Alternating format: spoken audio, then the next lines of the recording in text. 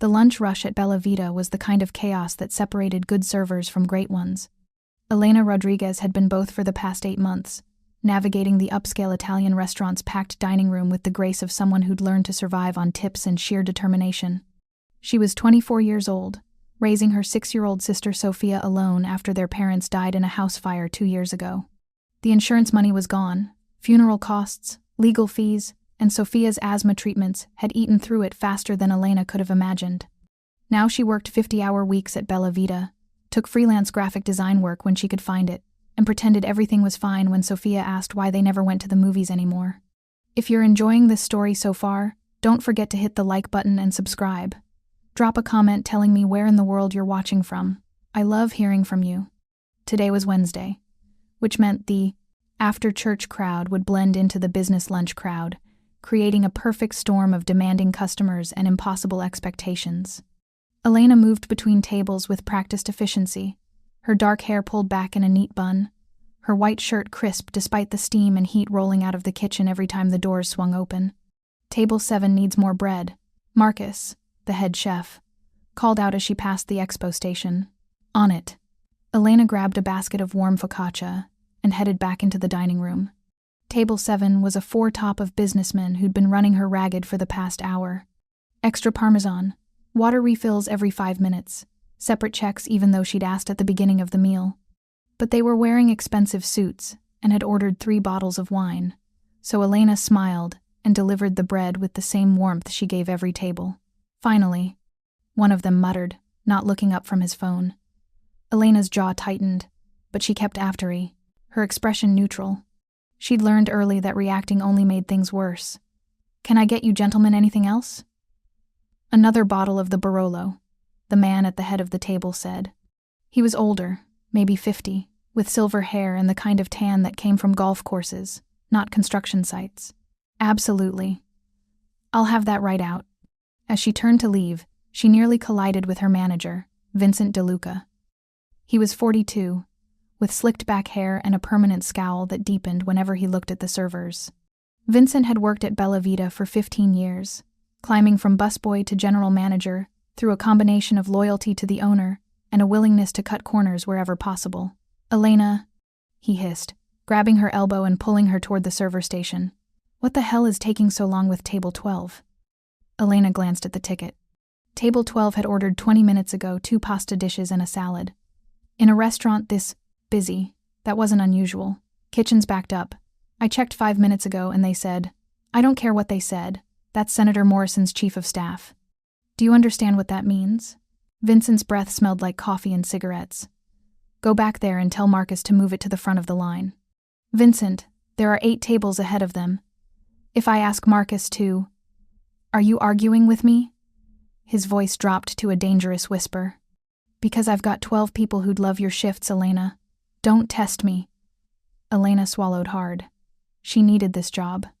Needed the health insurance that came with it, the steady paycheck that kept Sofia's inhaler stocked, and their tiny apartment heated. I'll talk to Marcus. You do that. Vincent released her elbow with enough force that she stumbled slightly. And fix your face. You look like someone killed your dog. Elena took a breath and headed back to the kitchen. Marcus was orchestrating chaos with the precision of a conductor, calling out orders while 3 line cooks worked at maximum speed. Marcus, I'm so sorry, but Vincent wants table 12 moved up. Marcus didn't even look at her. Tell Vincent to cook it himself if he's in such a hurry. I've got a system here. I know. I told him the kitchen was backed up, but nothing. These tickets get done in order. That's how it works. Elena nodded and retreated. She knew Marcus was right, but she also knew Vincent was waiting for her response, and nothing good would come from telling him no. She found Vincent near the bar, typing furiously on his phone. Marcus says it'll be up in 5 minutes. Vincent looked up slowly. Did you tell him to move it up? I told him you wanted it prioritized. He said, I don't care what Marcus said. I care that you can't follow simple instructions. Vincent pocketed his phone and stepped closer. You know what your problem is, Elena? You think being good at your job means you get to question management. But you're just a server. Replaceable. Do you understand that? Other staff members were starting to notice. Angela, another server, shot Elena a sympathetic look but said nothing. The bartender kept his head down, polishing glasses with sudden intensity. "I understand," Elena said quietly. "Good. Now get back to work before I—" A crash from the kitchen cut him off, followed by shouting. Marcus's voice rose above the chaos. "I don't care whose table it is. The grill's backed up and nothing's leaving this kitchen until it's done right." Vincent's face turned red. "Excuse me."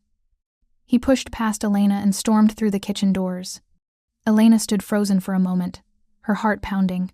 Then she grabbed the wine bottle for table 7 and got back to work, because that's what you did when you had a 6-year-old depending on you. You kept your head down and you survived. What Elena didn't notice was the man sitting alone at table 15, partially hidden by the decorative column near the bar.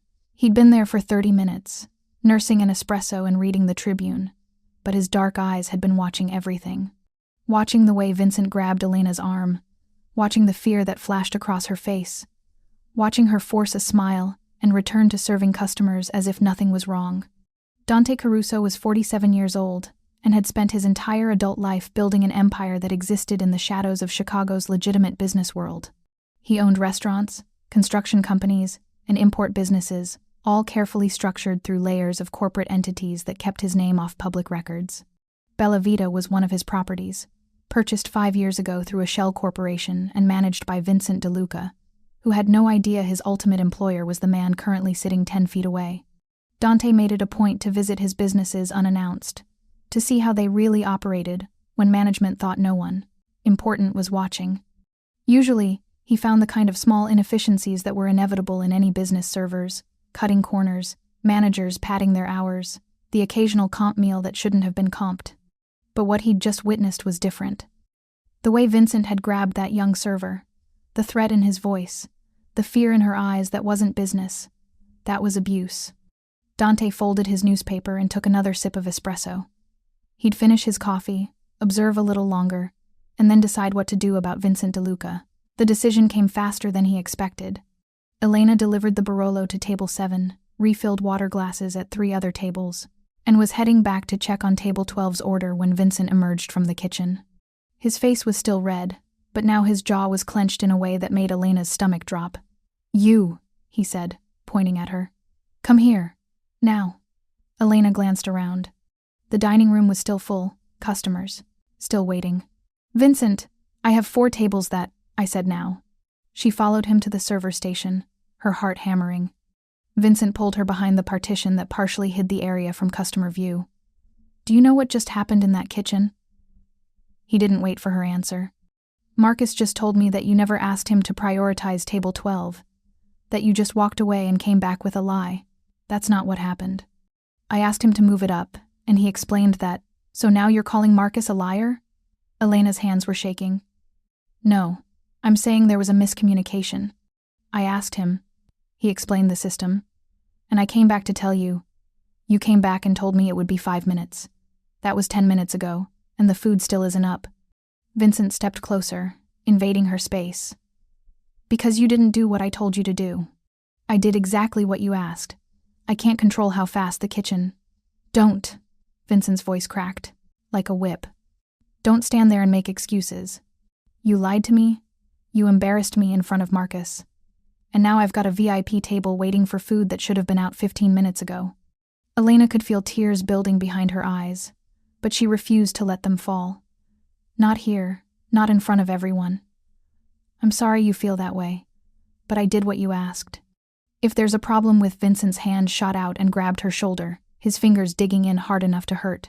"The problem is you don't know your place. You think because you've been here 8 months that you're special. But you're not.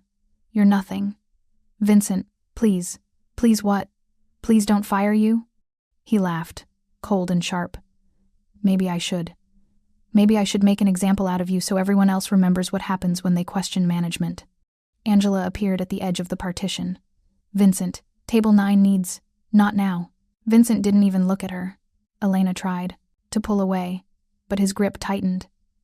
"You're hurting me." "Good. Maybe it'll help you remember this lesson." What happened next occurred in a blur of movement and pain that Elena would replay in her mind for days afterward.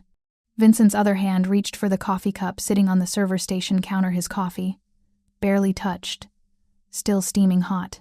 He grabbed it without thinking, or maybe thinking exactly what he was doing. If you're hooked on this story, make sure to subscribe and turn on notifications so you never miss an upload. Your support means everything and helps me bring you more emotional stories like this one. And in one swift motion, he threw the scalding liquid directly into Elena's face. The pain was instant and excruciating. Elena screamed, her hands flying to her face as hot coffee seared her skin, dripped down her neck, soaked into her shirt. The world went white with agony, and she stumbled backward, hitting the wall behind her. The dining room went silent. Every conversation stopped. Every fork paused mid-bite. And in that terrible, frozen moment, Elena heard a sound that would later seem impossible, the sound of a chair scraping back with deliberate slowness, followed by footsteps that seemed to echo despite the carpet. Through her tears and pain, Elena saw a man approaching. Tall, broad-shouldered, wearing a dark suit that probably cost more than her monthly rent. His face was carved from stone, but his eyes burned with something that made even Vincent DeLuca take an involuntary step backward. Dante Caruso had watched many things in his 47 years. He'd watched men beg for their lives. He'd watched empires crumble. He'd watched justice delivered in both courtrooms and back alleys. But he had never, in all his years, watched someone throw hot coffee in the face of a terrified young woman who was just trying to do her job.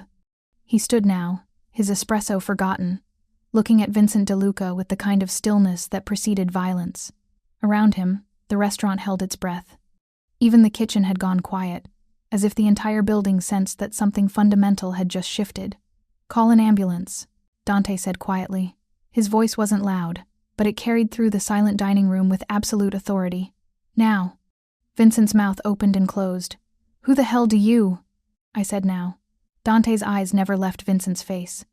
"And someone get ice. Clean towels. Move."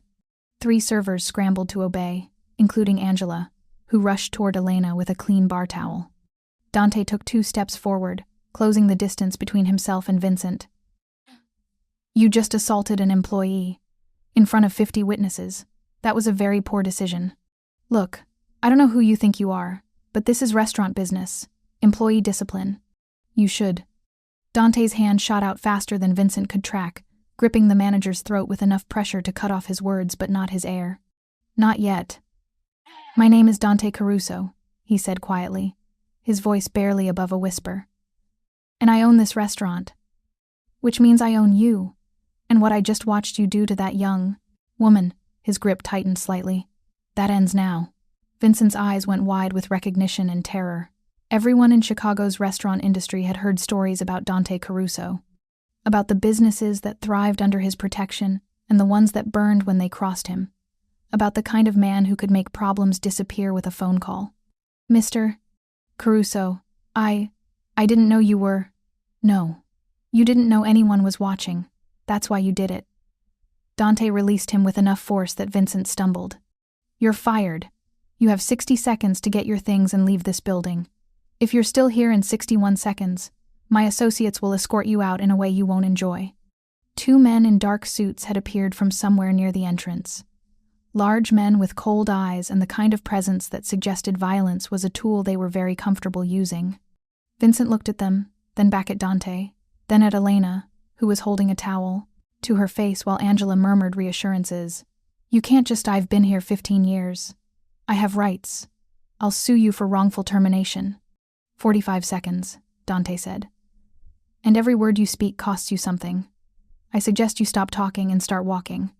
Vincent's face cycled through rage, fear, and finally self-preservation. He turned and practically ran toward the office, his footsteps echoing in the still silent dining room. Dante moved to where Elena sat, slumped against the wall, Angela crouching beside her.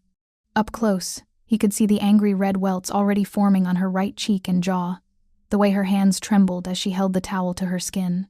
"What's your name?" he asked gently, crouching down to her level. Elena." Her voice was raw from screaming. "Elena, I'm Dante. The ambulance is 3 minutes away. I need you to keep that towel on your face, but don't press too hard. Can you do that for me?" She nodded, tears streaming down her undamaged cheek. "Good. You're going to be okay. I promise you that." He looked up at Angela. "What's your name?" "Angela Moretti, sir." Angela, I want you to ride with Elena to the hospital. Stay with her. Make sure she's taken care of. And I want detailed reports of every conversation with every doctor. Understood? Yes, sir. Dante stood and surveyed the dining room. 50 faces stared back at him. Some shocked, some frightened. All of them having just witnessed something that would be talked about for months. Ladies and gentlemen, he said, his voice carrying easily through the space. I apologize for the disruption to your meal. What you just witnessed was an assault by a manager who is no longer employed here. The safety and dignity of our staff is paramount, and I will not tolerate abuse of any kind in my establishments. He pulled out his phone and typed a quick message. Within seconds, one of his associates approached. Sir, I want every person in this dining room to have their meal comped. Full meals, drinks, everything. And I want their next visit comped as well. Make sure everyone has my card before they leave. Yes, sir. The sound of sirens grew louder outside. Dante looked back at Elena, who was still crying silently, still holding the towel to her face. In her eyes, he saw not just pain but exhaustion, the kind that came from carrying too much for too long. Elena, he said quietly, crouching back down. Do you have someone who can take care of you? Family? Someone who'll be worried when you don't come home? My sister, she whispered. Sofia? She's 6. I pick her up from after-school care at 5:30. Dante checked his watch. It was 2:15. What's the address? I'll make sure she's taken care of. Elena rattled off an address in Pilsen, and Dante memorized it instantly. Does she have anywhere else she can stay tonight? An aunt? A neighbor? Our neighbor, Mrs. Chen. She watches Sofia. Sometimes when I work late. Good. I'll arrange for Sofia to stay with Mrs. Chen tonight. You focus on getting better. The paramedics burst through the front door, equipment in hand. As they took over Elena's care, Dante stood and moved toward the kitchen, where Marcus and the line cook stood in shocked silence. Marcus, Dante said. Come with me. In the office where Vincent had just grabbed his things and fled, Dante sat behind the desk and gestured for Marcus to take the chair opposite. How long has Vincent been treating staff like that? Marcus hesitated only a moment. Years. But it got worse about 6 months ago. He's been under pressure about profit margins, and he takes it out on everyone. Why didn't anyone report it? To who? Vincent's the manager. The owner, I mean. The company that owns this place, they're never here. We've called the corporate number, but nothing ever changes. Marcus paused. I didn't know you owned Bella Vita. Very few people do. That's going to change. Dante pulled out a business card and slid it across the desk. This is my direct line. If you ever see anything like what happened today, any abuse, any harassment, anything that makes this restaurant unsafe, you call me immediately. Understood? Yes, sir. Good. For now, you're acting manager. I'll have my people bring in a proper replacement within the week. But until then, you're in charge. First order of business. I want you to gather every staff member who's witnessed Vincent's behavior. Get statements, get details, get everything documented. Can you do that? Absolutely. Second, I want a full audit of this restaurant's operations. Every financial record, every employee file, every supplier contract. If Vincent's been abusing staff, odds are he's been cutting other corners too. Marcus nodded grimly. I've had suspicions about some of the numbers. Then let's find out the truth. Dante stood. I'll be back tomorrow morning. Until then, the restaurant stays open. Staff gets paid for their full shifts even if they want to leave early. And anyone who needs counseling or support gets it. No questions asked. As Marcus left to spread the word, Dante made 2 phone calls. The first was to Luca Romano, his most trusted associate. I need surveillance footage from Bella Vita for the past 6 months. Everything. And I need you to pull employee complaints, workers' comp claims, turnover rates. Something happened today that should never have happened, and I want to know how long it's been going on. The second call was to his lawyer. I need you to find out everything about Vincent DeLuca. Where he lives, who he's connected to, what he does in his spare time.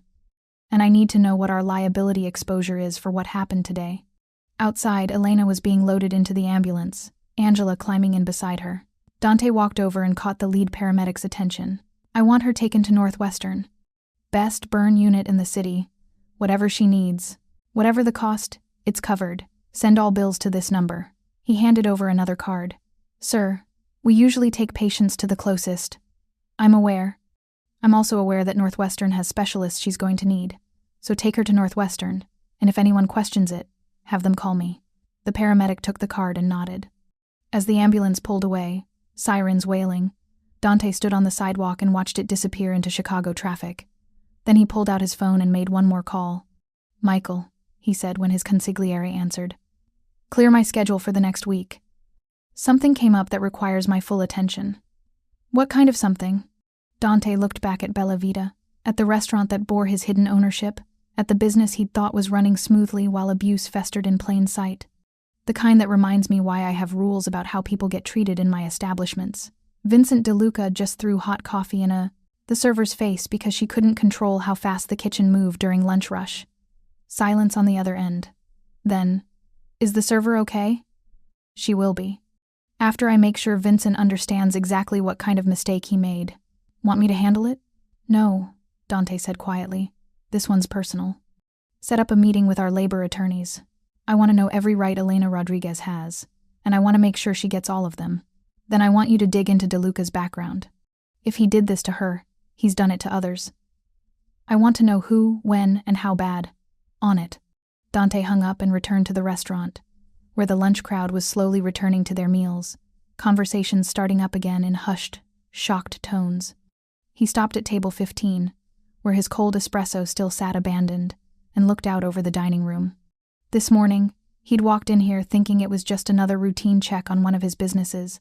A quiet coffee, a newspaper, maybe a brief conversation with management if anything caught his eye. Instead, he'd watched a young woman get assaulted by her boss, had seen the fear in her eyes, the resignation that suggested this wasn't the first time she'd been mistreated, had heard her whisper about a 6-year-old sister she had to pick up from after-school care. Dante Caruso had built his empire on many things: ruthlessness when necessary, loyalty always, and an absolute refusal to tolerate abuse of the innocent. Whoever touched his businesses, he controlled them with an iron fist wrapped in legal paperwork. But there were rules. Lines that didn't get crossed. Vincent DeLuca had crossed one of those lines. And now Elena Rodriguez, whether she knew it or not, had the protection of one of the most dangerous men in Chicago. Vincent just didn't know it yet, but he would. Northwestern Memorial Hospital's emergency room was quieter than Elena expected. She'd imagined chaos, people bleeding, crying, shouting, but instead, there was just the steady hum of controlled efficiency. Nurses moved between curtained areas with practiced calm. Monitors beeped their rhythmic warnings. Somewhere down the hall, a child was crying, but even that seemed muted, distant. Elena sat on an examination table while a burn specialist, named Dr. Sarah Chen, carefully examined her face. The initial pain had dulled to a constant, throbbing ache, helped by the painkillers they'd given her in the ambulance. But every time she caught a glimpse of her reflection in the metal fixtures around the room, her stomach twisted. The right side of her face was angry red, already beginning to blister in places. The coffee had caught her from cheekbone to jaw, splashing down her neck and soaking into her collar. She'd been lucky, Dr. Chen kept saying. Lucky the coffee had cooled slightly from sitting. Lucky Vincent's aim had been poor. Lucky she'd turned her head at the last second so most of it missed her eye. Elena didn't feel lucky.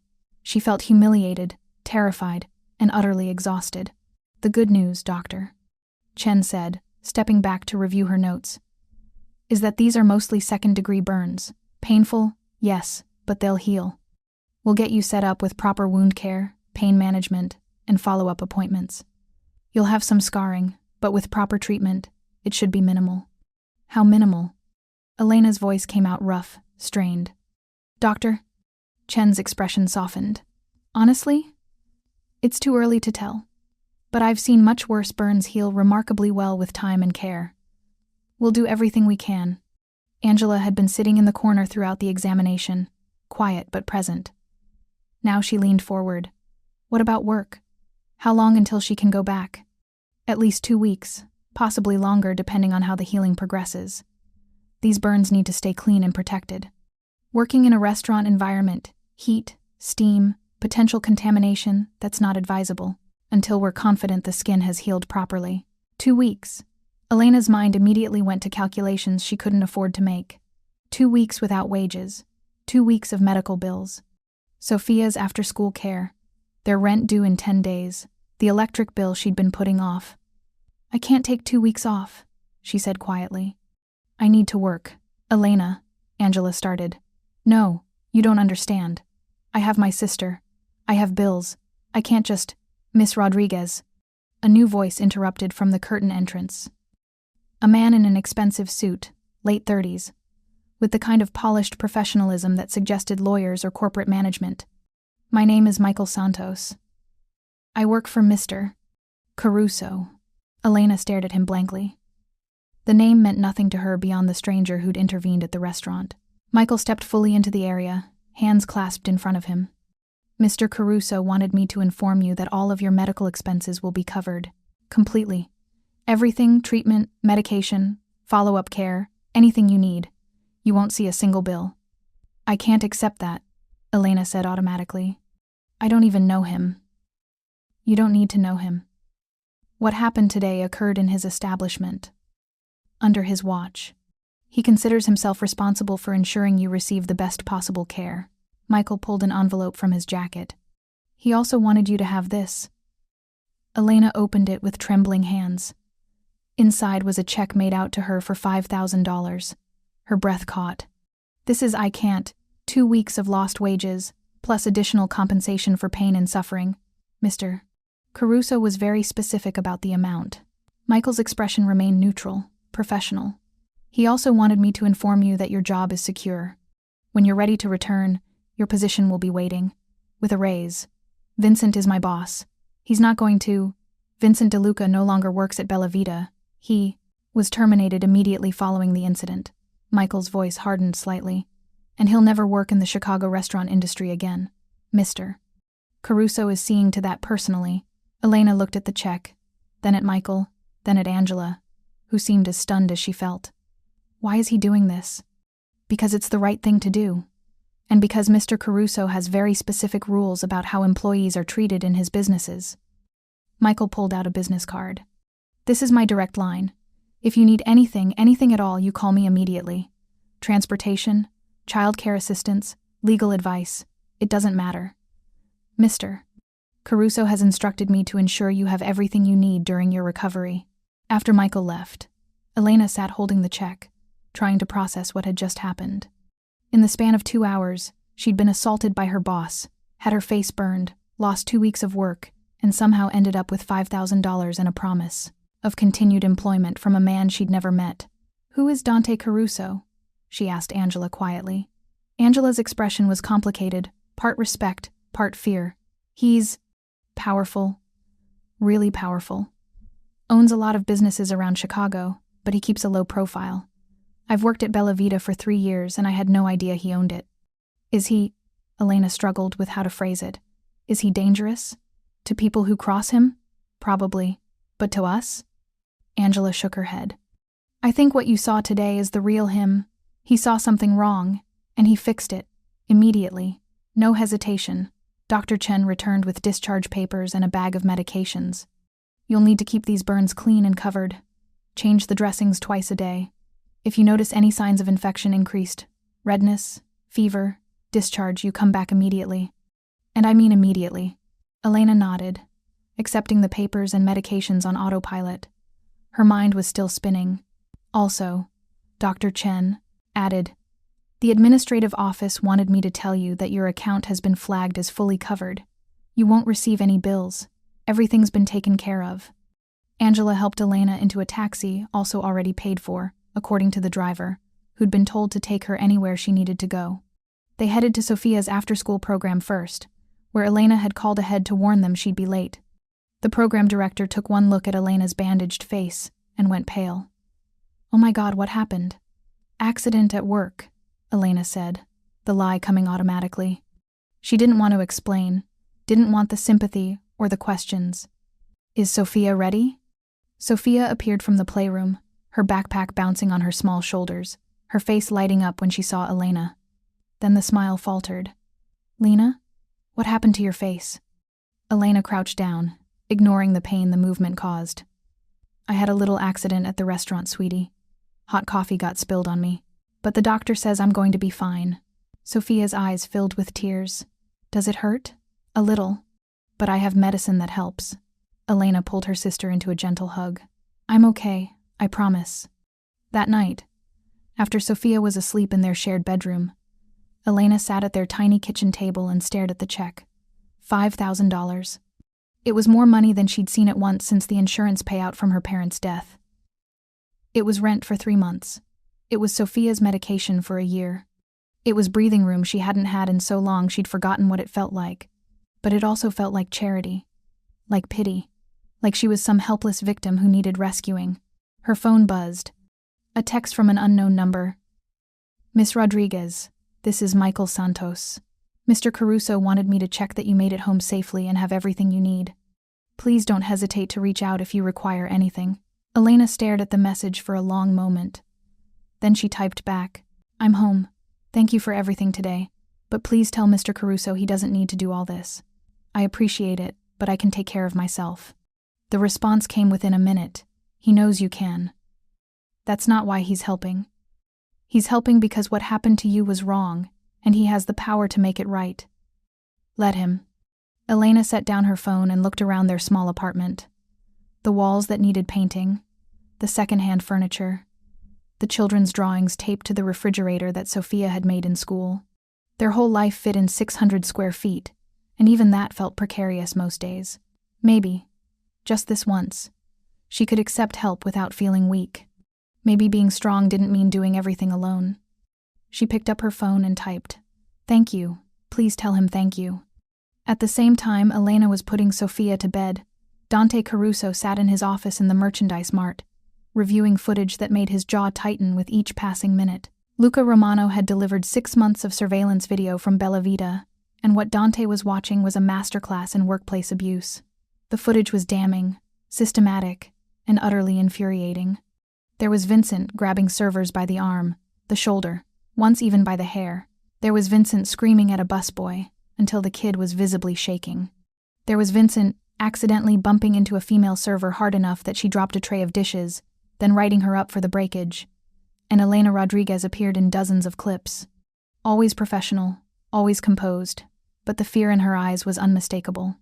She flinched when Vincent approached. She kept her distance when possible. She'd learned to anticipate his moods and adjust her behavior accordingly. The behavior of someone who'd been systematically abused for months. How many complaints were filed? Dante asked, without looking away from the screen. Luca consulted his tablet. Officially, 3 in the past 2 years. 2 were dismissed as personality conflicts. 1 resulted in Vincent getting a written warning that's not in his file. Not in his file. Someone removed it. Probably Vincent himself. Luca pulled up more documents. But if you look at turnover rates, Bella Vita lost 23 employees in the past 18 months. Most quit without notice. None filed formal complaints, but the exit interviews, when they bothered to do them all, mention hostile work environment. Dante finally looked up. 23 people. And no one thought to escalate it? The property management company we use for Bella Vita is hands-off. They collect rent, handle basic maintenance, file paperwork. They're not looking at HR issues unless something becomes a legal problem. That changes now. I want direct oversight of every property we own. If someone sneezes wrong, I want to know about it. Dante stood and walked to the window overlooking the Chicago River.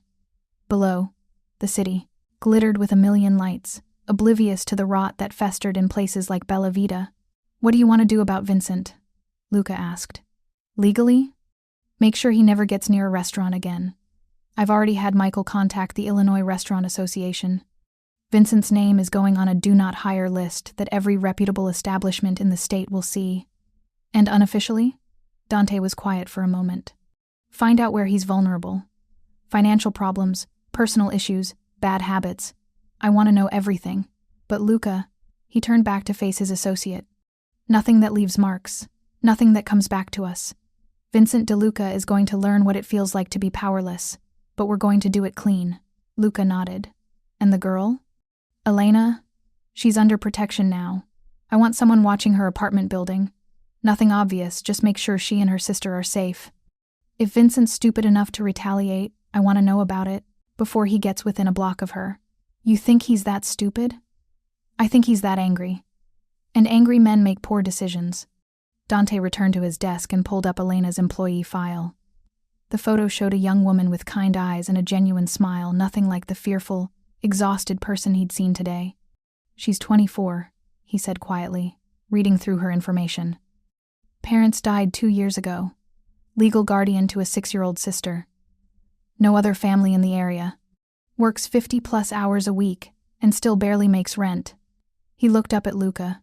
"Does that seem right to you? Someone working that hard and still one emergency away from disaster? That's America, boss. Especially for people without connections. She has connections now." Dante closed the file. "Michael's setting up a trust fund for the sister's education. I want it fully funded before the end of the month. Elena doesn't need to know about it yet, just make sure it's there when Sofia's ready for college." Luca made a note. "Anything else?" "Yes. Find out what Elena's dreams were before her parents died. What was she studying? What did she want to do with her life before she had to drop everything to raise her sister? You planning to make those dreams come true?" "I'm planning to give her options." Dante's expression hardened. Vincent took her sense of safety. "I'm going to give it back. And then I'm going to make sure she has the opportunity to build whatever life she wants." After Luca left, Dante sat alone in his office and replayed the footage from today one more time. Not the assault, he'd seen that enough, but the moment before, when Elena had tried to explain to Vincent about the kitchen backup, the quiet dignity in her voice, even as fear flashed in her eyes. The way she'd stood her ground for those few seconds before his violence had broken her composure. Most people would have stayed down after something like that, would have taken the check and disappeared, grateful for the payout and terrified of what might come next. But Dante had a feeling Elena Rodriguez wasn't most people. She'd been surviving impossible circumstances for 2 years with a child depending on her. She'd kept working despite Vincent's abuse because she had no choice. She had the kind of strength that came from necessity, the kind that bent but rarely broke, and now she had something she'd never had before, someone powerful watching her back. Vincent DeLuca had made a catastrophic mistake this afternoon. He'd assaulted the wrong woman in the wrong restaurant with the wrong person watching. And Dante Caruso was about to teach him a lesson about consequences that would be remembered long after the burns on Elena's face had healed. Vincent DeLuca's apartment in Lincoln Park was everything Dante expected. Expensive but tasteless. Filled with furniture that screamed money but whispered insecurity. Vincent had raced home after being fired, his hands still shaking, from the confrontation with Dante Caruso, his mind racing through possibilities that all ended badly for him. He knew who Dante was. Everyone in Chicago's restaurant industry knew the rumors, the businesses that thrived under mysterious ownership, the competitors who suddenly faced health inspections or supplier problems, the managers who crossed invisible lines and found themselves unemployable overnight. Vincent had convinced himself those were just stories, urban legends designed to make a connected businessman seem more dangerous than he really was. But the way Dante had looked at him today, the cold certainty in those eyes, the absolute authority in his voice that wasn't a story, that was real power, and Vincent had just made himself an enemy of it. His phone had been ringing nonstop since he got home. His assistant manager, his regional supervisor, his lawyer, his mother. He'd ignored them all, instead pouring himself a bourbon and trying to think. The coffee had been an accident, that's what he'd tell people. Elena had been insubordinate. He'd reached for his coffee to take a sip. She'd moved unexpectedly, and the whole thing was just an unfortunate accident. Witnesses would back him up. They had to. He'd been managing that restaurant for 15 years. He had relationships, history, credibility. Elena was nobody, a server with no connections and no power. Who would believe her over him? The answer to that question arrived via email at 8:47 p.m. The subject line read, "Your employment at Bella Vita. Final documentation." Vincent opened it expecting severance paperwork. Maybe a settlement offer. Instead, he found a detailed letter from a law firm he'd never heard of, outlining every instance of workplace harassment, intimidation, and abuse they'd documented over the past 6 months. Attached were video files, dozens of them showing him grabbing employees, screaming at them, threatening them, and at the bottom, a simple statement. Mr. Caruso has elected not to pursue criminal charges at this time, provided you meet the following conditions. You will resign all positions in the restaurant industry immediately. You will sign a comprehensive NDA regarding your employment at Bella Vita. You will not contact, directly or indirectly, any current or former employee of any Caruso-owned business. Violation of any of these terms will result in immediate legal action and release of all documentation to appropriate authorities. You have 24 hours to comply. Vincent read it 3 times, his hands shaking worse than before. They had footage, months of footage, evidence of things he'd thought were happening off camera, away from witnesses. They had him completely. His phone rang again. This time he answered. Mr. DeLuca? An unfamiliar voice. Male, professional, utterly devoid of warmth. This is Marcus Klein from Atlas Security Solutions. I've been hired by Mr. Caruso to deliver a message. What kind of message? The kind you need to. Here. You assaulted a young woman today. You threw hot coffee in her face because you were angry about kitchen timing. That's assault. Mr. DeLuca, that's a felony. It was an accident. We have footage from 8 different angles showing your hand reaching for that coffee, wrapping around the cup, and throwing it directly at Elena Rodriguez's face. There is no angle from which that looks like an accident. Vincent's mouth went dry. Mr. Caruso is offering you a choice, Marcus continued. Take the deal his lawyer sent. Sign the papers. Disappear from the restaurant industry quietly. Or refuse, and find yourself facing criminal charges, civil lawsuits, and a very public exposure of every terrible thing you've done to your employees over the past 15 years. He can't, he can, and he will. You have 24 hours to decide if you want to face consequences in private or in front of every judge, jury, and journalist in Chicago. Choose wisely. The line went dead. Vincent sat in his expensive apartment, holding his expensive phone, wearing his expensive watch, and realized with crystalline clarity that none of it mattered. Dante Caruso had just dismantled his entire life in under 6 hours, and Vincent had absolutely no way to fight back. He pulled out his laptop and began drafting his resignation letter.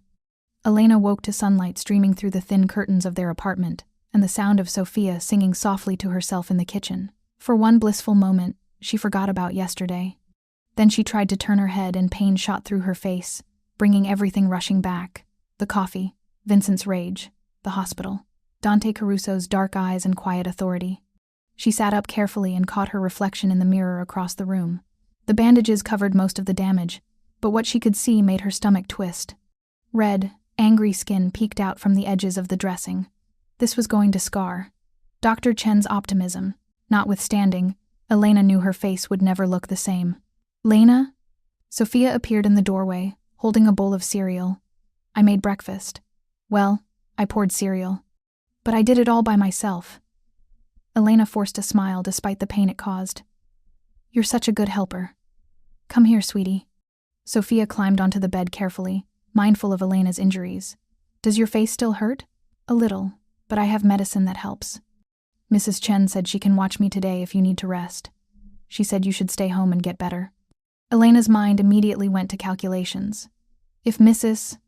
Chen watched Sofia, that was hours of childcare she wasn't paying for. But Mrs. Chen was elderly, living on Social Security. Elena couldn't afford to pay her properly, and she refused to take advantage of her neighbor's kindness. I might take her up on that for a few hours, Elena said. But this afternoon, I'll be fine to hang out with you. Maybe we can watch a movie? Sofia's face lit. Really? Can we watch Frozen again? For the 100th time? I suppose so. After Sofia finished her breakfast and went to brush her teeth, Elena checked her phone. 3 missed calls from Bella Vita, former co-workers checking in, she assumed. A text from Angela asking how she was feeling, and a voicemail from a number she didn't recognize. She pressed play. Miss Rodriguez, this is Dr. Emily Carter from Northwestern's burn unit. Dr. Chen asked me to follow up regarding your follow-up care. I'd like to schedule an appointment for tomorrow afternoon to assess your healing progress and discuss long-term treatment options. Please call back at your earliest convenience. And please don't worry about insurance or costs, everything has been arranged. Everything has been arranged. Those 4 words kept appearing in Elena's life since yesterday. Everything taken care of, everything covered, everything handled by Dante Caruso's invisible hand. It should have felt like relief. Instead it felt like debt. Like she owed something to a man she didn't know, for help she never asked for. Her phone buzzed with a new text. Michael Santos, good morning. Just checking that you have everything you need today. Mr. Caruso wanted to ensure you're comfortable and healing well. Elena stared at the message. She thought about ignoring it, about maintaining some semblance of independence. But the truth was, she did need things. She needed Sofia watched so she could rest. She needed groceries because she'd been too exhausted to shop yesterday. She needed to fill her prescriptions, which would normally have cost money she didn't have. She typed back, "I'm okay. Thank you for checking. But I do have a question. Why is Mr. Caruso doing all this? I'm just a server. This seems like a lot of effort for someone you don't know." The response came quickly. "You're not just a server. You're someone who was hurt in his establishment under his watch. Mr. Caruso takes that seriously. And, between you and me, I think he sees something in you worth protecting. He's rarely wrong about these things. Worth protecting from what? From people like Vincent DeLuca. From a system that treats servers as disposable. From having to choose between your health and your bills." Elena read the message 3 times. Then, "I don't know how to accept this kind of help. I'm used to doing everything myself. I understand. But maybe this is an opportunity to learn that accepting help isn't weakness. It's wisdom." She set down her phone and looked around their small apartment, at Sofia's drawings on the walls, at the second-hand furniture they'd salvaged from thrift stores, at the life she'd built through sheer determination and sacrifice. Maybe Michael was right. Maybe accepting help when it was genuinely offered wasn't weakness. Maybe it was just smart survival. Her phone rang. Unknown number, but she answered anyway. "Elena Rodriguez?" A woman's voice, professional but kind. "Yes. My name is Jennifer Park. I'm a social worker with Family Services. I understand you were injured at work yesterday and are caring for a young sister. I wanted to reach out to see if you need any assistance during your recovery." Elena's stomach dropped. "Family Services. I'm fine. We're both fine. Sofia is well cared for. I'm sure she is. This isn't an investigation, Elena. This is follow-up from the hospital report. They're required to notify us when someone with custody of a minor is injured. I just want to make sure you have support in place." "I do. Our neighbor helps out, and my employer has been very generous about leave." "That's good to hear. Would you be comfortable with me stopping by sometime this week? Just to check in? See if there's anything we can help with? Resources, childcare assistance, that sort of thing?"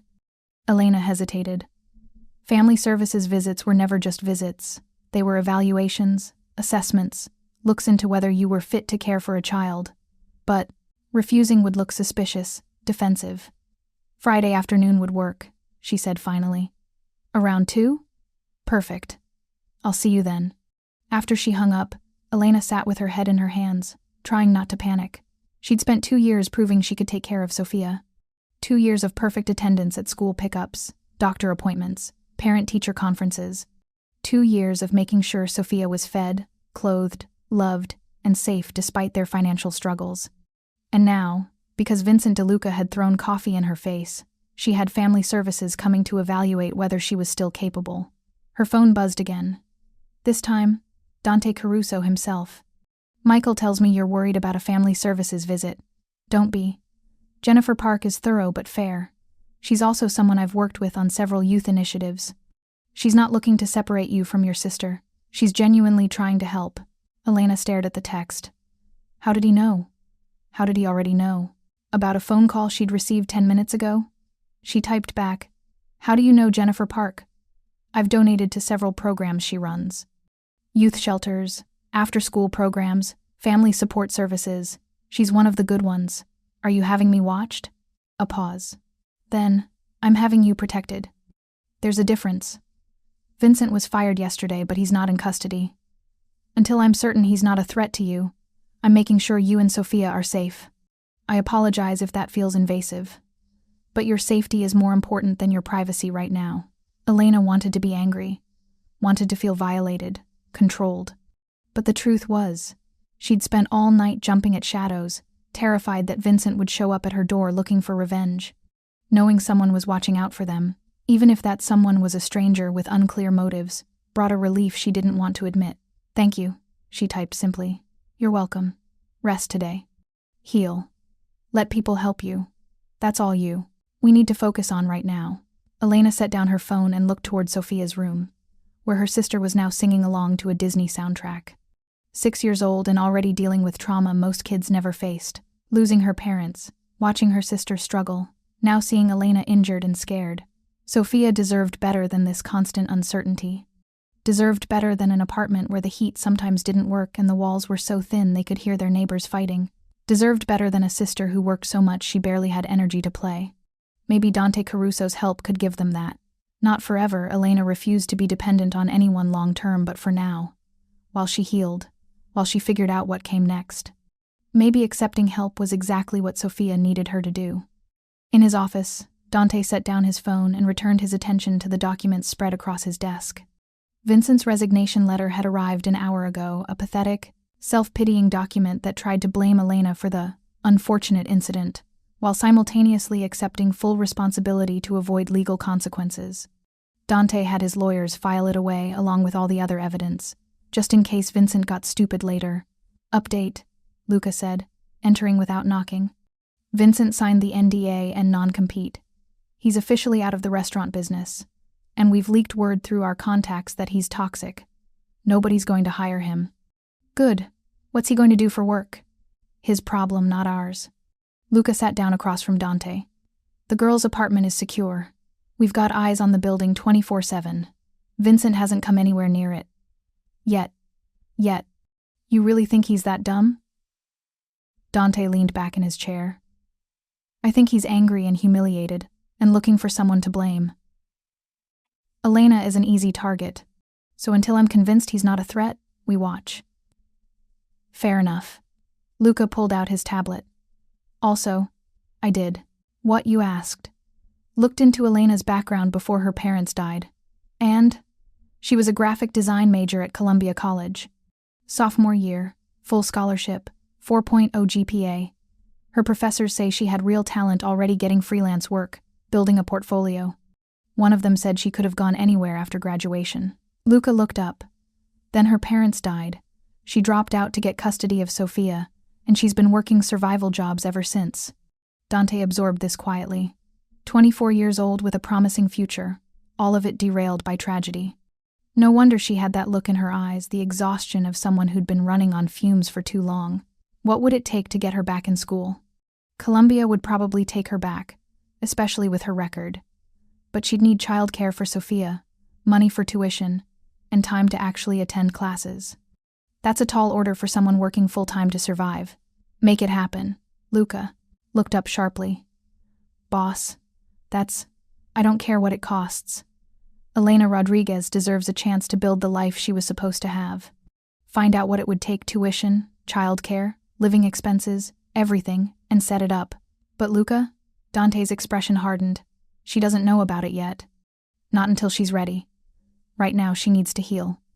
Once she's stable, we'll present it as an option, not charity. You're getting attached. I'm correcting an injustice. Dante stood and walked to the window. Below, Chicago went about its business, oblivious to the small acts of violence and redemption playing out in its restaurants and hospitals and apartments. Vincent DeLuca took something from Elena: her sense of safety, her health, her peace of mind. I'm going to give her back more than he took. That's not attachment, that's justice. Luca studied his boss for a long moment. In 15 years of working together, he'd seen Dante help plenty of employees, with sick kids, businesses in trouble, families facing eviction. But this felt different, more personal. There's something else, Luca said carefully. The press got wind of what happened. Small piece in the Tribune business section, about a server being assaulted at Bella Vita. They're asking for comment. Dante turned from the window. What did Michael tell them? Nothing yet. Wanted your guidance first. Tell them the truth. An employee was assaulted by management. The manager was terminated immediately. The employee is receiving full support and medical care. We take workplace safety seriously and have zero tolerance for abuse of any kind. Dante paused. And make sure Elena's name stays out of it. She's been through enough without becoming a news story.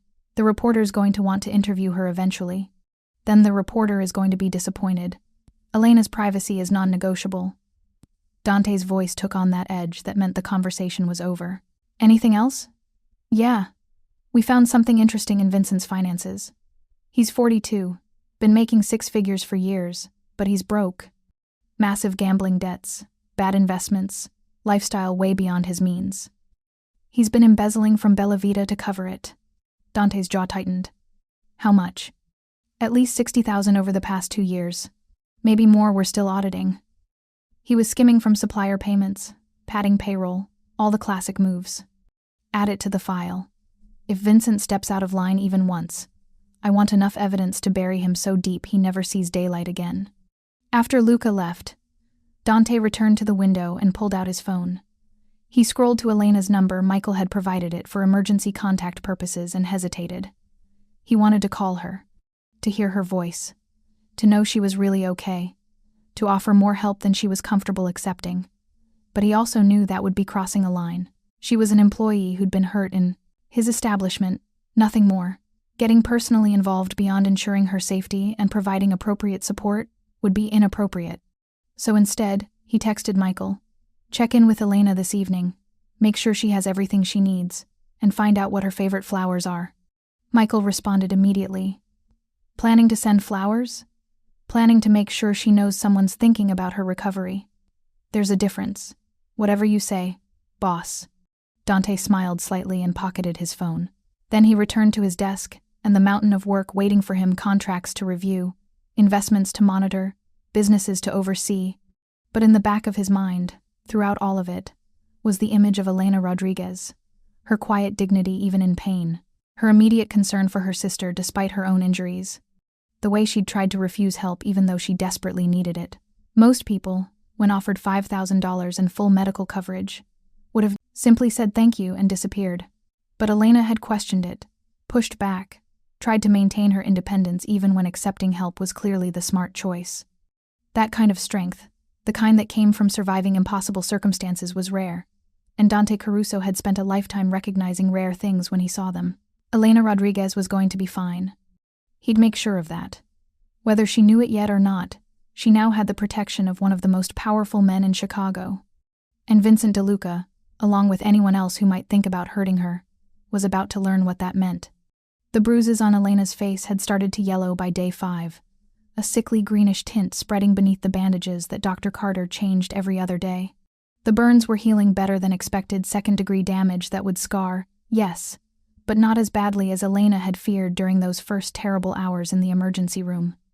What wasn't healing was the anxiety that woke her at 3 a.m, heart pounding, replaying the moment Vincent's hand had wrapped around that coffee cup. She'd gone back to Bella Vita once since the incident, just to pick up her final paycheck and the few personal items she'd left in her locker. Marcus had been running the restaurant, and the atmosphere had changed completely lighter, somehow, as if a dark cloud had been lifted. Servers smiled. The kitchen staff joked with each other. People moved without that constant tension that had defined the place under Vincent's management. "We heard you're coming back," Angela had said, pulling Elena aside near the server station. "When you're ready, I mean. Is that true?" "I don't know," Elena had admitted. The $5,000 Dante had given her was already dwindling. Rent, groceries, Sofia's medication, the bills that never stopped coming. She'd need to work again soon. But the thought of walking back into that dining room, serving tables where customers had watched her get burned. "It's different now," Angela had said quietly, as if reading her mind. "It's actually nice to work here. Marcus doesn't yell. The new assistant manager, this woman named Patricia, she actually listens when we have problems. And Mr. Caruso." Angela had lowered her voice even further. "He's been here every day, watching everything, making changes. It's like he's rebuilding the place from the ground up." Elena had nodded and finished collecting her things, unsure what to do with that information. Dante Caruso was rebuilding Bella Vita. For her? Because of her? Or simply because his business had been rotting from the inside and she'd accidentally exposed it? Now, a week after the incident, Elena sat across from Jennifer Park in their small living room while Sofia played in the bedroom. The social worker had kind eyes and a gentle manner, but Elena's hands still shook as she poured tea. "This is a lovely apartment," Jennifer said, accepting the cup.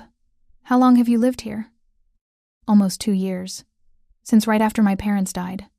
Elena sat down carefully, mindful of the lingering pain in her face. "It's small, but it's safe. Sofia likes it." Jennifer made a note on her tablet. "And you've been her legal guardian all this time?" "Yes, the courts granted me custody 6 months after the accident. My parents didn't have any other family, both were only children, so it was either me or the foster system. Elena's voice caught slightly. I couldn't let her go into foster care. That's incredibly brave. You were, 22? 22 and terrified. Elena managed a small smile. I had no idea what I was doing. Still don't, most days. But Sofia's happy. She's healthy. She's doing well in school. That's what matters. Jennifer spent the next hour asking questions that Elena knew were designed to assess capability, finances, support systems, daily routines, emergency plans. Elena answered everything, honestly, including the parts that made her look vulnerable. The tight budget, the lack of family support, the constant juggling of work schedules and childcare. But she also showed Jennifer the carefully organized binder she kept, Sofia's medical records, school reports, immunization history, emergency contacts, the meal planning calendar on the refrigerator, the chore chart that helped Sofia feel involved in running their household, the evidence of a young woman who was doing her absolute best with limited resources. I'm going to be direct with you, Elena, Jennifer said finally, closing her tablet. I'm not here because I think you're failing Sofia. I'm here because the system requires follow-up when a guardian is injured. But what I see is a young woman who's sacrificed everything to give her sister a stable, loving home. Sofia is lucky to have you. Elena felt tears prick her eyes. Thank you. That said, Jennifer's expression grew more serious. I'm concerned about your financial stability. You're one emergency away from real trouble. What happens if you can't work for a month? What if Sofia gets sick and needs expensive treatment? What if— I know, Elena interrupted quietly. I think about that every day. But I'm doing the best I can. I believe you are. Which is why I want to talk about resources you might not know about. Jennifer pulled out a folder. There are programs for guardians in your situation. Childcare assistance, supplemental nutrition benefits, even educational grants if you wanted to go back to school. I can't go back to school. I need to work. Not necessarily. There are programs that provide living stipends for single parents pursuing degrees. It would take time, probably 4 years, to finish your bachelor's, but you'd have financial support and childcare covered. Jennifer slid the folder across the table. Just something to think about. After Jennifer left, Elena sat with the folder unopened on her lap, staring at nothing. Going back to school felt like a fantasy. Something from a different life. The Elena who'd been a graphic design major with a 4.0 GPA and a promising future, that person didn't exist anymore. Now she was just a 24-year-old with a scarred face, a traumatized 6-year-old dependent, and a pile of bills that never got smaller no matter how hard she worked. Her phone buzzed. Michael Santos.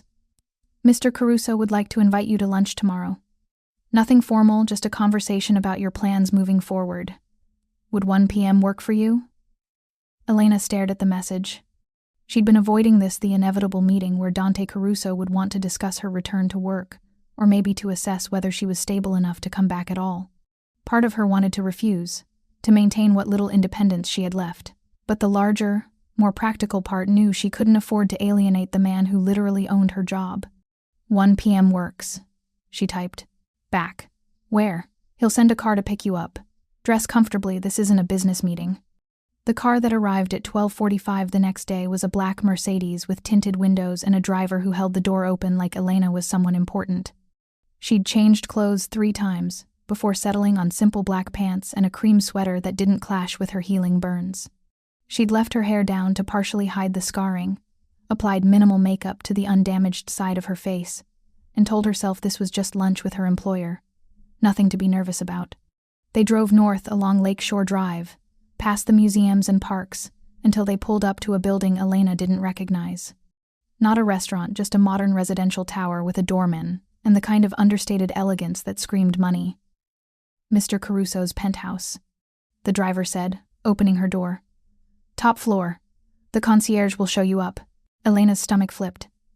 His home. Dante. Caruso had invited her to his home, not a restaurant, not a neutral meeting space.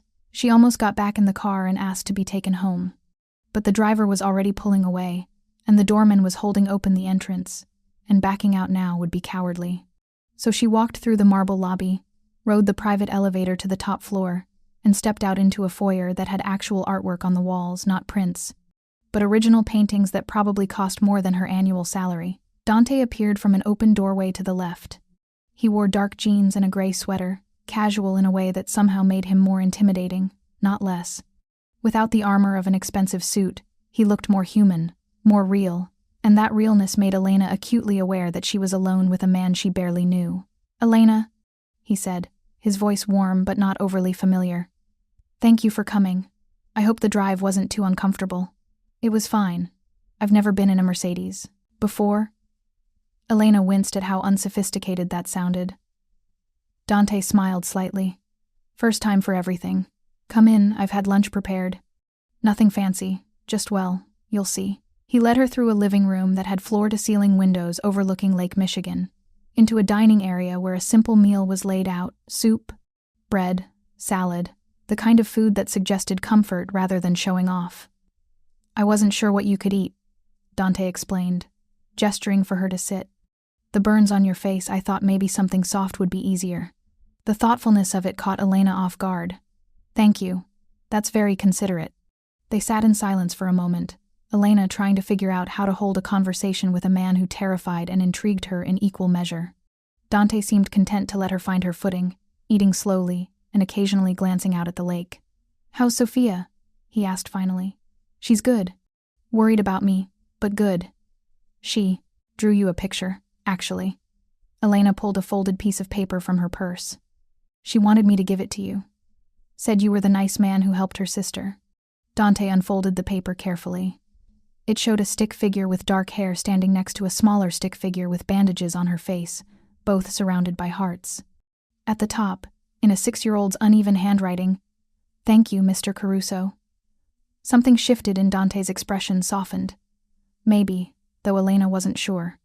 "Tell her I love it. I'm going to put it on my refrigerator." "You don't have to." "I want to." He set the drawing aside carefully. "Elena, I asked you here because I want to talk about your future. Not just your job at Bella Vita, but your actual future. What you want from life. What you're working toward. What would make you happy." Elena set down her spoon.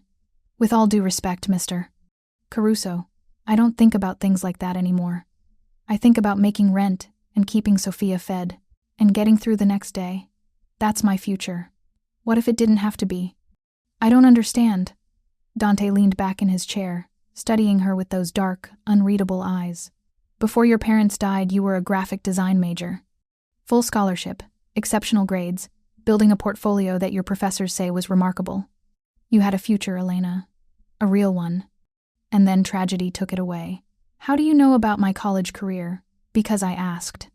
Because I wanted to understand who you really are, not just the server who got hurt in my restaurant." Dante's voice was gentle but firm. "You're 24 years old. You have talent, intelligence, and work ethic. But you're trapped in survival mode because circumstances forced you to sacrifice your dreams to take care of your sister." Elena felt tears building. "I don't regret choosing Sofia." "I know you don't. That's not what I'm saying."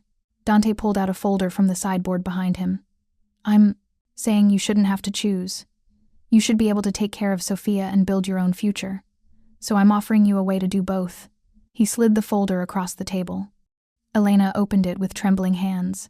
Inside were documents from Columbia College Chicago, a readmission letter, conditionally approved pending her acceptance, a breakdown of tuition costs, fully covered by something called the Caruso Foundation Educational Grant, and a separate document outlining living expenses, childcare stipends, and healthcare coverage for her and Sofia for the next 4 years. Elena read it twice, 3 times, unable to process what she was seeing. "This is I can't, you can, and you should." Dante's voice was quiet but intense. "Elena, Vincent DeLuca took something from you last week. He took your safety, your health, your peace of mind. But he's been taking things from you for 8 months, your dignity, your confidence, your sense of worth. And before him, life took away your parents and forced you into a role you never should have had to play at 22. Dante leaned forward. "I can't give you back your parents. I can't undo what Vincent did. But I can give you a chance to build the life you were supposed to have. The one where you finish your degree, build your career, give Sofia the stable home she deserves, and do it all without working yourself into an early grave." "Why?" Elena's voice broke. "Why are you doing this? I'm nobody to you." "You're not nobody. Dante's expression was fierce now, passionate. You're someone who stood up to an abuser when everyone else looked away. You're someone who's raised a child alone for 2 years, despite impossible circumstances. You're someone who tried to refuse $5,000 because you thought it was charity you didn't deserve. He stood and moved to the windows, looking out at the city spread below. I've spent my entire adult life building businesses, making money, accumulating power. And you know what I've learned? Power is meaningless if you don't use it to protect people who can't protect themselves. You needed protection last week, and I failed to provide it. Vincent DeLuca was abusing employees in my restaurant for months, and I didn't know because I wasn't paying attention. Dante turned back to face her. So now I'm paying attention.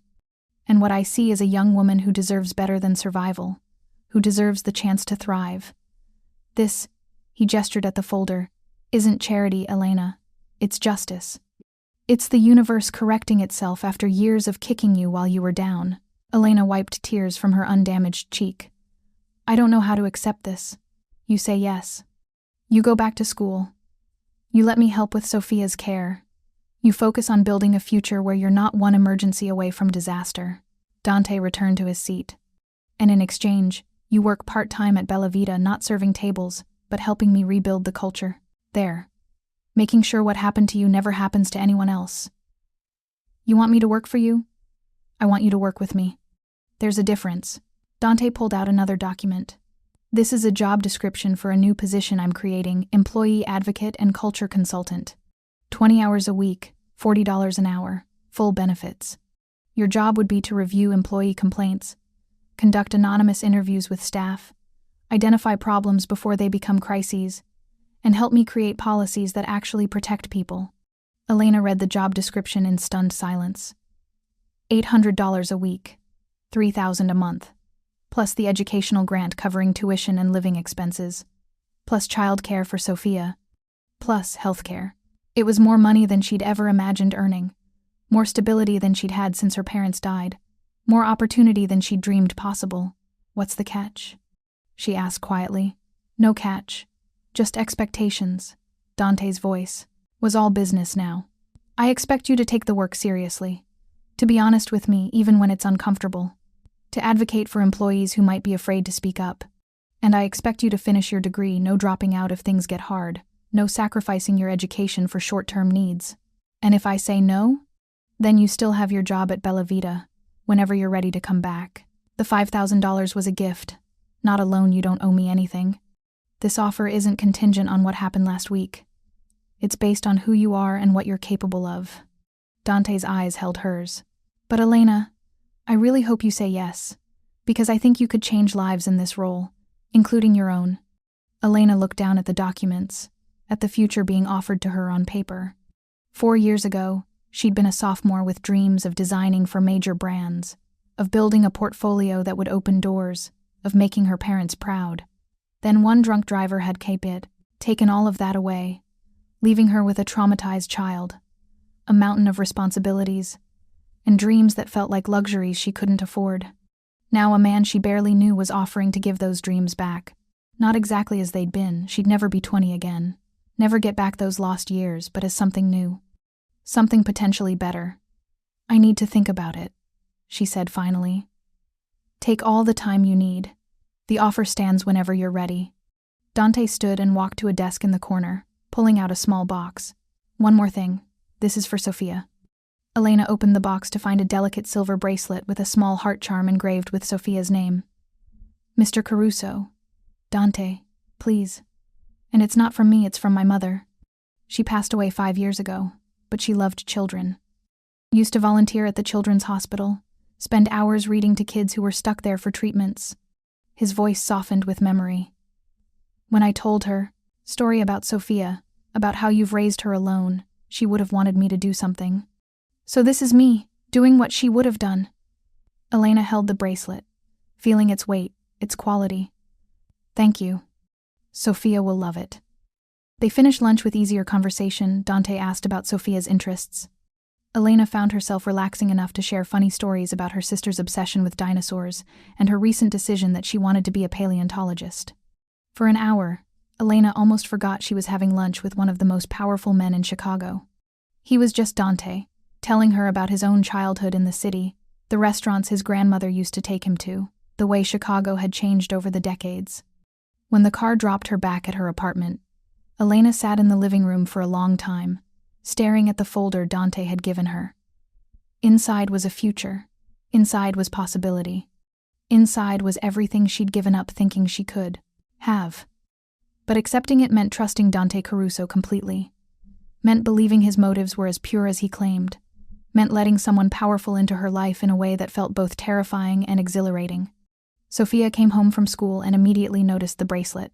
"It's so pretty. Where did you get it?" "From Mr. Caruso, the man who helped me at the restaurant." Sofia held up her wrist, admiring how the charm caught the light. "He's nice. I like him."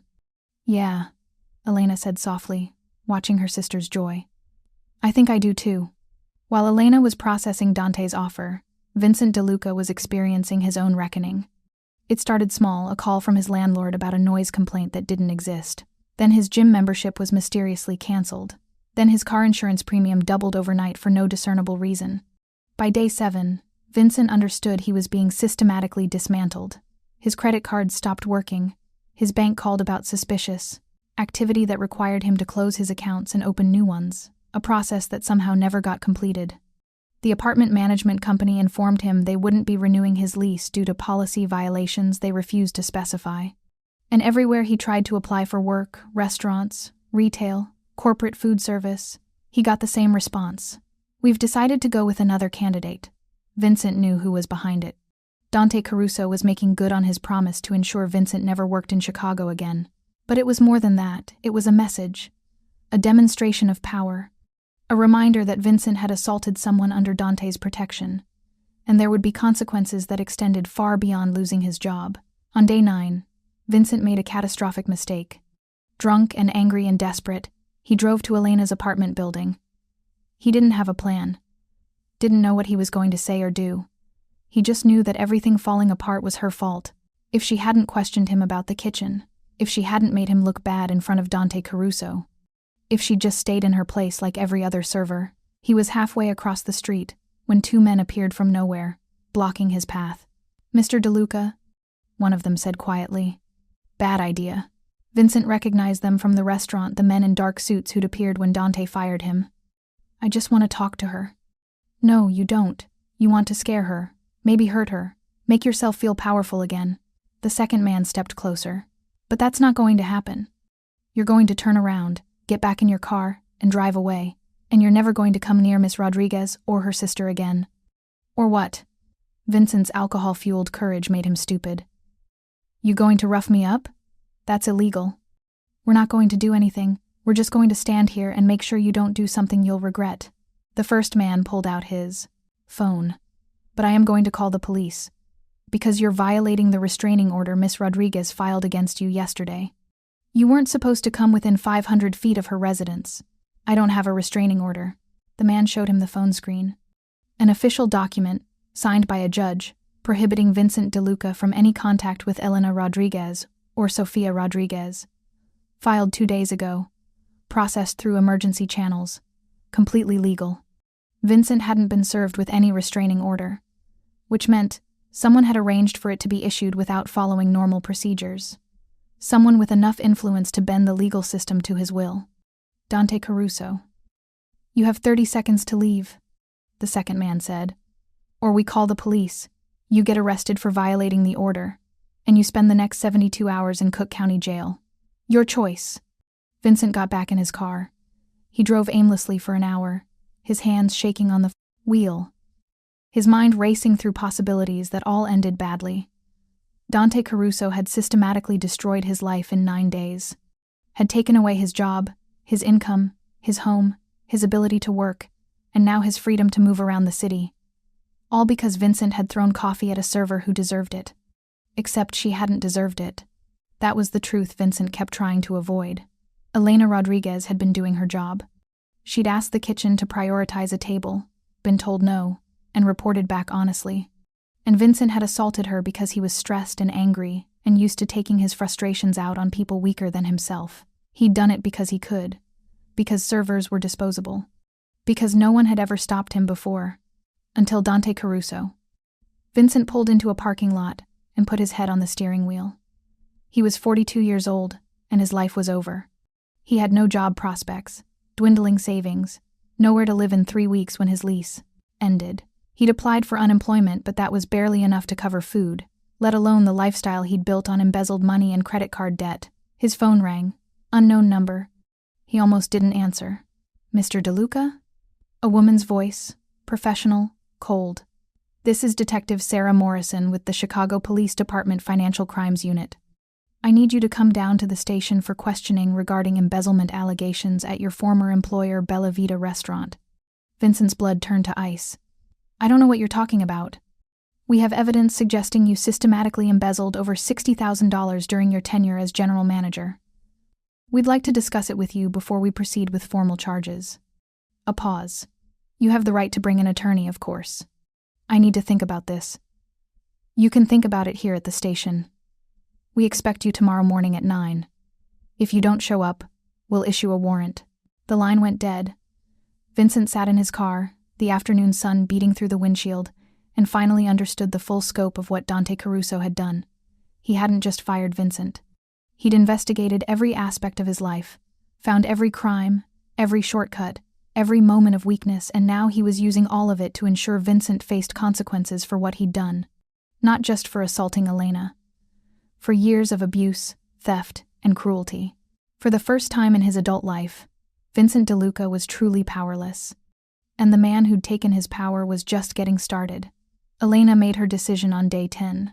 She called Michael Santos and told him she was accepting Dante's offer, all of it. The educational grant, the job at Bella Vita, the help with Sofia's care, everything. That's wonderful news, Michael said, and she could hear the genuine pleasure in his voice. Mr. Caruso will be very happy to hear it. I need to talk to him first.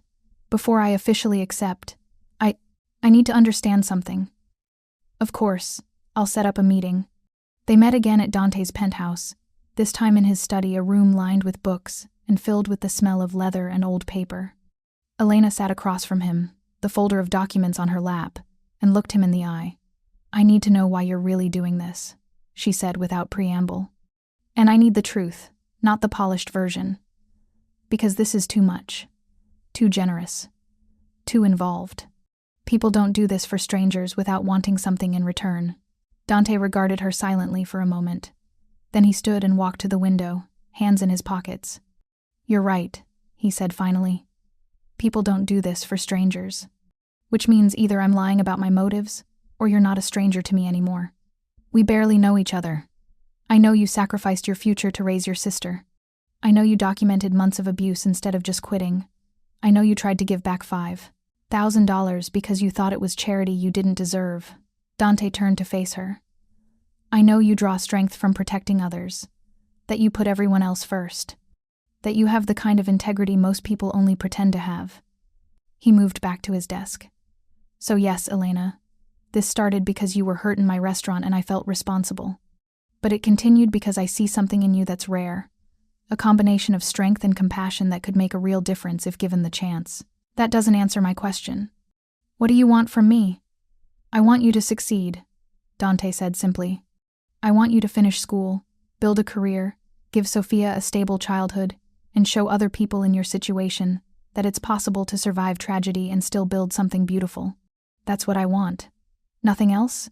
Nothing else. Dante's eyes were steady on hers. Elena, I'm not going to lie. I find you remarkable. Your courage, your determination, your refusal to accept help even when you desperately need it. But I'm also 23 years older than you, your employer, and in a position of power over you. So whatever I might feel beyond respect and admiration stays private. This is about giving you opportunities, not complicating your life. Elena absorbed this, his honesty somehow making everything clearer. Okay. Then I accept. All of it. The grant, the job, everything. But I have conditions. Name them. First, if this doesn't work, if school is too hard while raising Sofia, or the job is too much, I get to walk away without guilt or pressure. I won't be trapped in something I can't sustain. Agreed. Second, Sofia comes first. Always. If she needs me, if there's an emergency, if she's struggling, I drop everything, No questions asked. Absolutely. Third, I want transparency. About the job, about expectations, about what you're really trying to accomplish with this culture change at Bella Vita. No surprises, no hidden agendas. Dante smiled slightly. Done. Anything else? Yes. Elena leaned forward. I want to know what you're doing to Vincent. Not details, I don't need to know specifics. But I need to know he's not coming back. That he can't hurt anyone else the way he hurt me. Dante's expression hardened. Vincent DeLuca is being prosecuted for embezzlement. He's being evicted from his apartment. He's unemployable in Chicago's restaurant industry. And he has a restraining order preventing him from coming near you or Sofia. He tried to violate it 2 days ago. My people stopped him before he got close. Elena's breath caught. He tried to come to my apartment? Yes. And that's why I have security watching your building. Because Vincent is desperate and angry. And desperate, angry men sometimes do stupid things. Dante's voice was steel now. But I promise you, Elena, he will never touch you again. He will never get close enough to threaten you. And when his trial is over, he'll be somewhere far away from Chicago, rebuilding a life that doesn't include terrorizing restaurant workers. You're sure? I'm sure. Elena nodded slowly. Then I accept. Let's do this. They shook hands across the desk, and Elena felt something shift in her life. A door opening that had been locked for 2 years. A future emerging that she'd stopped letting herself imagine. When can I start? She asked. Columbia's spring semester begins in January. That gives you 2 months to prepare, get Sofia settled into the new childcare program, move if you need to, take some time to heal properly. Dante pulled out a calendar. Your first day at Bella Vita can be any time you're ready. Even just a few hours a week at first, gradually building up as you get comfortable. I want to start next Monday. Half days to begin, working up to the full 20 hours by the time school starts. Perfect. Dante made a note. I'll have Patricia, she's the new assistant, manager, show you around, introduce you to the staff, explain the new systems we're implementing. They spent the next hour going over logistics paperwork for the educational grant, details about the job responsibilities, contact information for the childcare program Dante had arranged. By the time Elena left, her head was spinning with information and possibility. Sofia was waiting at Mrs. Chen's apartment when Elena came home. The moment she saw her sister, Elena scooped her up in a hug that made Sofia squeal with laughter. Lena, you're squishing me. I know. I'm excited. Elena set her down, kneeling to her level. Sofia, I have something to tell you. Something really good. What? I'm going back to school. To finish my college degree. And while I'm studying, you're going to go to a really nice after-school program where you can play and learn and make friends. And we're going to be okay. Better than okay. Sofia's eyes went wide. Really? You can go back to college? Really? Because someone very kind is helping us. Mr. Caruso, the man who gave you that bracelet. Sofia looked down at the silver charm on her wrist. He's a good helper. Yes, he is. Elena pulled her sister close again. Everything's going to be better now, sweetie. I promise. That night, after Sofia was asleep, Elena sat at their small kitchen table and opened the folder one more time. She read through every document, every detail, every promise, written in careful legal language. And slowly, carefully, she let herself believe it was real. Dante Caruso had taken what Vincent DeLuca destroyed and rebuilt it into something stronger. He'd taken her worst moment and transformed it into an opportunity. He'd seen past the scared, scarred waitress to the woman underneath, the one with talent and intelligence and dreams she'd buried so deep she'd almost forgotten they existed. Tomorrow she'd call Columbia and confirm her readmission. She'd start planning for January classes. She'd begin the process of rebuilding a life that looked like more than survival. But tonight, she just sat in their quiet apartment and let tears fall, not from pain or fear or exhaustion, but from hope. For the first time in 2 years, Elena Rodriguez let herself hope. Vincent DeLuca's arraignment happened on a Thursday morning in a courtroom that smelled like old wood and desperation. He stood before Judge Patricia Morrison wearing a suit that no longer fit properly. He'd lost 15 pounds in 2 weeks from stress, and listened as the prosecutor outlined charges of embezzlement, fraud, and theft. Over $60,000 stolen from Bella Vita restaurant over a period of 18 months, the prosecutor intoned. Systematic fraud involving falsified supplier invoices, padded payroll, and skimmed receipts, The defendant abused his position of trust as general manager to enrich himself at the expense of his employer and co-workers. Vincent's public defender, he couldn't afford a private attorney anymore, tried to argue for bail reduction. But the prosecutor presented evidence of Vincent's attempt to approach Elena Rodriguez's apartment, the restraining order violation, the risk of flight. Your Honor, the defendant has demonstrated violent tendencies and a willingness to intimidate witnesses. He's unemployed, facing eviction, and has no ties keeping him in Chicago. We consider him a flight risk and request remand without bail. Judge Morrison looked down at Vincent with the kind of expression that suggested she'd heard it all before and wasn't impressed. Mr. DeLuca, you're accused of stealing over $60,000 from your employer, while simultaneously abusing the staff under your supervision. You then assaulted an employee in front of dozens of witnesses and attempted to contact her in violation of a restraining order. Do you have anything to say? Vincent's mouth was dry. I made mistakes, Your Honor, but I'm not a violent person. The incident with Miss Rodriguez was an accident. An accident? The judge flipped through the file in front of her. You accidentally picked up a cup of hot coffee and accidentally threw it in someone's face? That's an interesting definition of accident, Mr. DeLuca. I was under stress. The restaurant was busy. I wasn't thinking clearly. Then you should be grateful, Mr. Caruso chose to pursue embezzlement charges rather than assault charges. Because assault with a dangerous weapon, which hot liquid qualifies as, carries a much longer sentence. Judge Morrison set down the file. Bail is set at $100,000. Trial date is set for February 15th. Do not contact the victim. Do not leave Cook County. Do not miss a single court appearance. Am I clear? Yes, Your Honor. Vincent was led away to holding, where he'd stay until he could post bail, which he couldn't, because he had no money and no one willing to help him. His ex-wife had stopped answering his calls. His brother in Milwaukee had told him to lose his number. His few remaining friends had made it clear they wanted nothing to do with a man who'd been publicly fired for throwing coffee at a server. He'd lost everything. And the man responsible sat in a penthouse overlooking Lake Michigan, having destroyed Vincent's life without once raising his voice or throwing a punch. That's what real power looked like. Vincent realized too late. Not yelling or physical violence or throwing your weight around. Real power was the ability to dismantle someone's entire existence using nothing but resources, connections, and patience. Dante Caruso had demonstrated that power perfectly, and Vincent DeLuca was just the warning shot. On Monday morning, Elena walked into Bella Vita for her first day as employee advocate and culture consultant. She wore simple black pants and a burgundy blouse, her hair pulled back to show both the healing burns and her determination not to hide them. The staff watched as she entered, and she could read the mixture of emotions on their faces: sympathy, respect, curiosity, and in some cases, guilt. How many of them had watched Vincent abuse people and said nothing? How many had been relieved when it was someone else taking the heat? Patricia Chen, the new assistant manager, greeted her with a warm smile. Elena, we're so glad you're here. Let me show you to your office. I have an office? Small one, but yes, Mr. Caruso insisted. Said you needed private space for confidential conversations with staff.